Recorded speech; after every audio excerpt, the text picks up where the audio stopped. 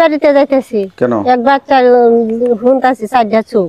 আমি ওইটা শুনছি যে একটা বাচ্চা হয়েছে, মেয়ে বাচ্চা হয়েছে, যে চারটা চোখ, মাথা ছাড়া, কপাল ছাড়া। এটা দেখতে আইছি। তো দর্শক, ঘটনার প্রত্যক্ষদর্শী একজনের কাছ থেকে শুনি কি দেখেছেন। হাসপাতাল মরছে আর চোখ উঠছে, দুইটা উঠছে না, চারটা চোখ, দুইটা উঠছে, দুইটা নিচে। আপনি দেখছেন? হ্যাঁ, দেখে আইছি। তো দর্শক, কত রকমের আশ্চর্য ঘটনাই ঘটে প্রতিনিয়ত। তো এরকমই একটি ঘটনা ঘটেছে ময়মনসিংহের গৌরীপুর উপজেলার ডহকলা ইউনিয়নে। তো আমরা শুরু থেকে শুনছিলাম একটি বাচ্চার চারটি চোখ।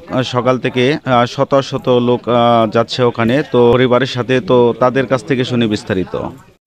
মঙ্গলবারে গেছি গৌরীপুর, গিয়া পরীক্ষা নিরীক্ষা করে আই করছি ময়মনসিং।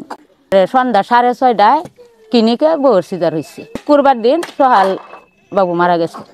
ডাক্তাররা কিছু বলছে না। ডাক্তাররা আগে বলছে যে আপনারা বাইতে ইয়ে করে বাবু মাইরে লই আসুন। আমরা বাইক কিছু করছি না, আমরা সিজারে বাবু হয়েছে। তো অনেকেই অনেক কথাই বলছে। তো প্রকৃতপক্ষে বাচ্চাটার কি সমস্যা হয়েছিল? বাচ্চারা মাথার মধ্যে সমস্যা, আর হাতে হওয়া কোনো সমস্যা নাই।